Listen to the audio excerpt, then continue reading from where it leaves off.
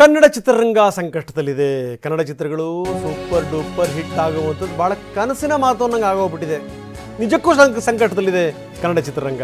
ಈ ಸಂದರ್ಭದಲ್ಲಿ ಏನು ಮಾಡಬೇಕು? ಶಿವಣ್ಣ ನಿವಾಸದಲ್ಲಿ ವೆರಿ ಇಂಪಾರ್ಟೆಂಟ್ ಮೀಟಿಂಗ್ ನಡೀತಾ ಇದೆ. ದುನಿಯಾ ವಿಜಯ್, ಗಣೇಶ್, ಧ್ರುವ ಸರ್ಜಾ ಸೇರಿದಂತೆ ಹಲವರು ಭಾಗಿಯಾಗಿದ್ದಾರೆ. ಸಿನಿಮಾ ಪ್ರದರ್ಶಕರು, ವಿತರಕರು ಎಲ್ಲರೂ ಕೂಡ ಸಭೆಯಲ್ಲಿ ಸೇರಿಕೊಂಡಿದ್ದಾರೆ, ಮೀಟಿಂಗ್ ಮಾಡ್ತಾ ಇದ್ದಾರೆ. ಏನೇನು ಸಮಸ್ಯೆಗಳಿದೆ, ಏನು ಆ ಸಮಸ್ಯೆಗಳಿಗೆ ಪರಿಹಾರ ಏನು, ಹೇಗೆ ಹುಡುಕಬೇಕು. ಒಂದು 4 ಚಿತ್ರಗಳು ಹಿಟ್ಟಾಗ್ತವೆ, 4 ವರ್ಷದ ಆದ್ರೂ ಮತ್ಯಾವ ಸಿನಿಮಾಗಳು ಕೂಡ ಹಿಟ್ಟಾಗಲ್ಲ.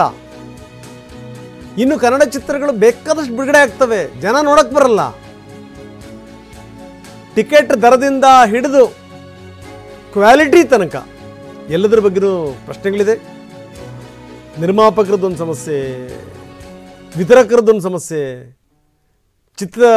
ಚಿತ್ರಮಂದಿರಗಳದ್ದು ಸಮಸ್ಯೆ, ಒಂದಾ ಎರಡಾ? ಹಿಂಗೆ ಆಗ್ಬಿಟ್ರೆ ಕನ್ನಡ ಚಿತ್ರರಂಗದ ಗತಿ ಏನು? ಎಲ್ಲ ವಿಷಯಗಳನ್ನು ಇಟ್ಕೊಂಡು ಶಿವಣ್ಣ ಮನೆಯಲ್ಲಿ ಸಭೆ ಸೇರಿದ್ದಾರೆ. ದುನಿಯಾ ವಿಜಯ್, ಧ್ರುವ ಸರ್ಜಾ, ಗೋಲ್ಡನ್ ಸ್ಟಾರ್ ಗಣೇಶ್ ಎಲ್ಲರೂ ಸೇರಿ ಚರ್ಚೆ ಮಾಡ್ತಾ ಇದ್ದಾರೆ. ಹೀಗೆ ಆಗಿಬಿಟ್ರೆ ಕನ್ನಡ ಚಿತ್ರರಂಗ ಇನ್ನಷ್ಟು ಅಧ್ವಾನದ ಸ್ಥಿತಿ ಹೋಗುವಂಥದ್ದು ನಿಶ್ಚಿತ. ಇಂಥ ಸಂದರ್ಭದಲ್ಲಿ ಏನಂದರೆ ಎಲ್ಲರೂ ಕೂತ್ಕೋಬೇಕು, ಸಮಸ್ಯೆಗಳ ಬಗ್ಗೆ ಚರ್ಚೆ ಮಾಡಬೇಕು, ಇದಕ್ಕೊಂದಿಷ್ಟು ಪರಿಹಾರ ಮಾರ್ಗಗಳನ್ನು ಹುಡುಕಬೇಕು. ಆವಾಗ ಕನ್ನಡ ಚಿತ್ರರಂಗ ಉಳಿಯೋಕ್ಕೆ ಸಾಧ್ಯ.